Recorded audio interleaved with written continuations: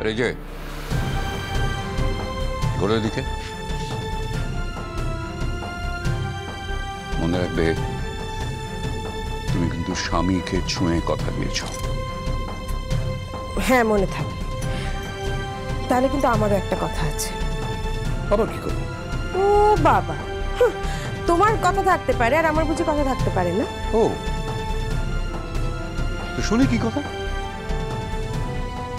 দেখো, সেদিনের ওই ঘটনাটা শোনার পর থেকে তো তুমি বাড়িতে কারোর সঙ্গে ঠিক করে কথা বলাই বন্ধ করে দিয়েছ।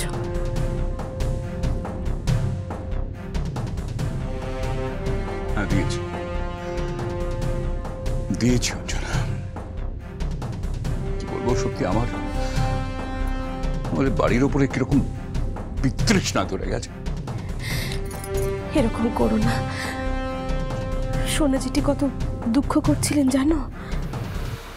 আমি তো জানি বাবাও মনে মনে খুব কষ্ট পাচ্ছে।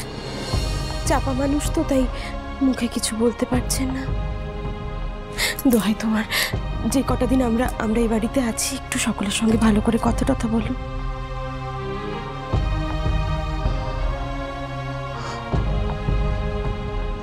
কি বলবো বলো তো,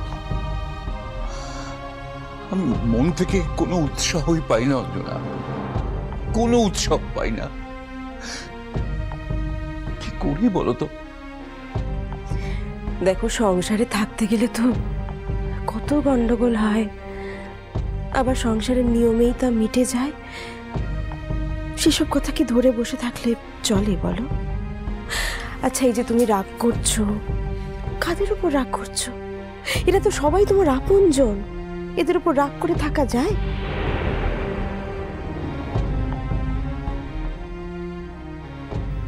আচ্ছা ঠিক আছে, আমি চেষ্টা করব, কিন্তু তুমি আমাকে একটা কথা দাও, এই বিয়ের ব্যাপারে কোনো দায়িত্ব তুমি আগ বাড়িয়ে নিজে থেকে তোমার কাঁধে তুলে নিতে যাবে না? না, আমি নিয়ে নিত। আমি তো বলে দিয়েছি যে এই বিয়েতে যা দায়িত্ব নেওয়া সব মেজো নেবে। যদি কোনো দরকার হয়, সাহায্য লাগে, আমাকে বললে আমি সাহায্য করে দেবো। যাক, ভেরি গুড।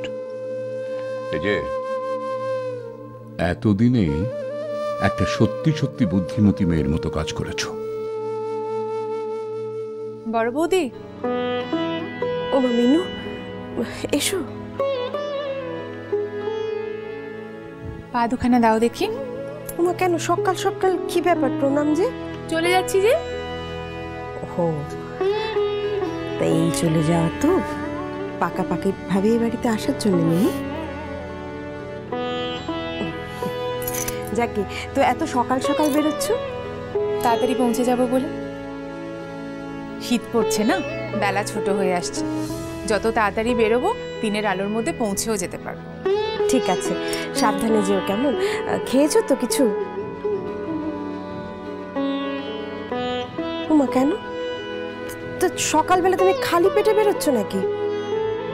কে খেতে দেবে আমায়? যেদিন থেকে এই বাড়িতে এসছি, একটা লোকই আমায় খেতে দিয়েছে। সেই সব দিকে খেয়াল রাখতো। এখন যখন আমার খিদে পেয়েছে, সেই তো তখন। আচ্ছা ঠিক আছে, ঠিক আছে, চলো চলো, আমি খেতে দিচ্ছি। মিনু,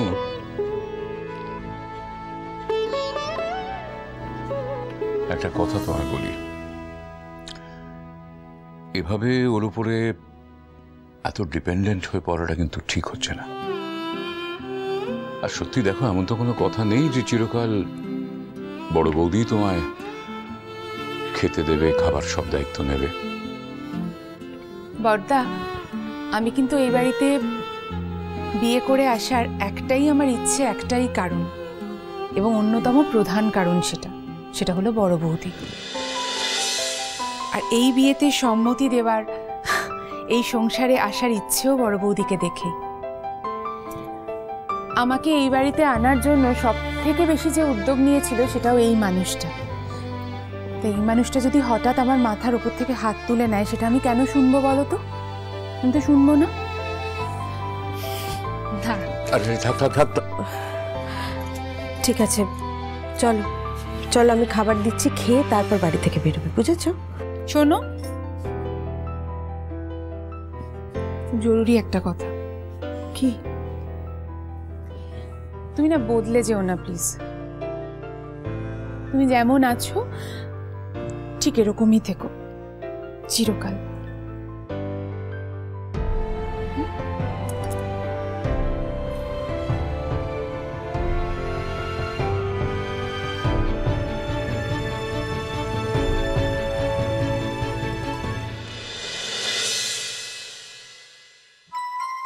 আসতে পারি? আসুন আসুন আসুন আসুন আসুন, প্লিজ বসুন বসুন। বসুন না স্যার, আপনাকে এখানে আগে একবার দেখেছি না আমি? হ্যাঁ, আমি সৃষ্টি মুখার্জির কাছে এসেছিলাম। তো উনি কি আছেন? একটু বিশেষ দরকার ছিল। হ্যাঁ হ্যাঁ, আমি এক্ষুনি ডেকে দিচ্ছি। আসলে উনি বাচ্চাদের ক্লাস নিচ্ছেন। আপনি বসুন, আমি এক্ষুনি ডেকে দেবো। Thank you. বসুন বসুন প্লিজ। সম্রাট দা, হ্যাঁ আমি তাহলে একবার ফিল্ড থেকে ঘুরে আসি। হ্যাঁ হ্যাঁ, যাও, বিকেলে দেখা হচ্ছে। ঠিক আছে, হ্যাঁ ঠিক আছে। এসো। ঠিক আছে স্যার, আপনি তাহলে বসুন, আমি এক্ষুনি পাঠিয়ে দিচ্ছি প্লিজ।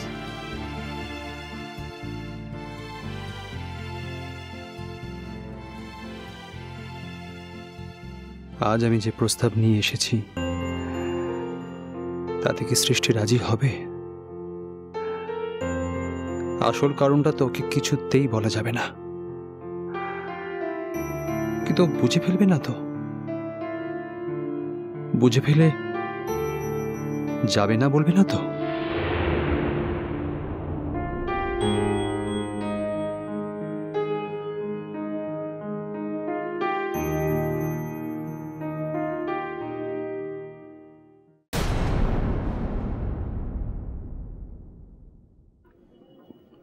বলো।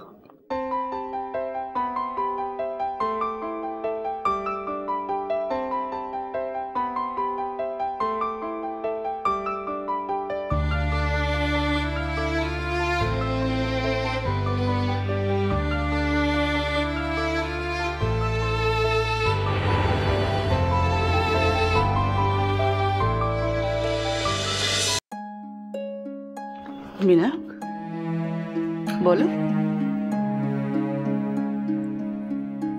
বিরক্ত করলাম? আমার একটা ক্লাস ছিল, শেষ হয়ে গেছে। আর একটা ক্লাস আছে, এই অফ টাইমটুকুতে আমি কথা বলে নিতে পারি আর কি তোমার সাথে। তোমার স্কুল বাড়িটা কোথায় সৃষ্টি? বাড়ি? বাড়ি কি গো?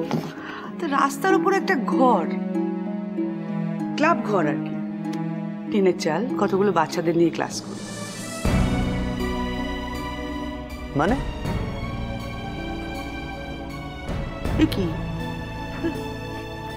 তুমি অবাক হচ্ছ কেন? এসব তো তোমার দেখাবে না। তা অবশ্য ঠিক। বরং আমি জীবনের এদিকটা কোনোদিন দেখিনি। যাক, বলো, কিছু বলবে?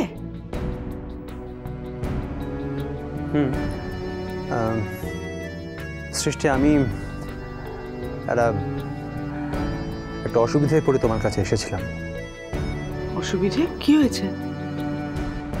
না মানে, আমার কয়েকজন বন্ধু কাল আমার বাড়িতে আসবেন।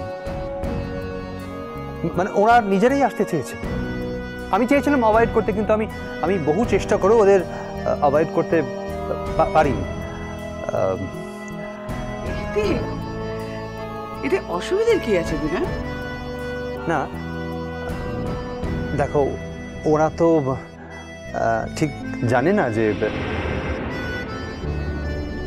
মানে এই যে আমাদের এখনকার যে অবস্থা, তোমার আমার যে স্টেটাস, সেটা এই মুহূর্তে যে স্টেটাস, সেটা ওনারা জানেন না। ওনারা মূলত বিদেশেই থাকেন, সবাই মূলত আমার কাজের জগতের বন্ধু বান্ধব। ওদের অনেককে তুমিও হয়তো চেনো। বাড়িতে এলেই জানতে হবে নাকি? জানার দরকারটা কি? এক্স্যাক্টলি আমি এই কথাটাই ভাবছিলাম সৃষ্টি। কি লাভ হবে বলো জানিয়ে, মাঝখান থেকে চারটি কথার চা সব। ইনফ্যাক্ট আমিও চাই না যে আমার ব্যক্তিগত জীবন নিয়ে কেউ কোনো রকম চর্চা করুক।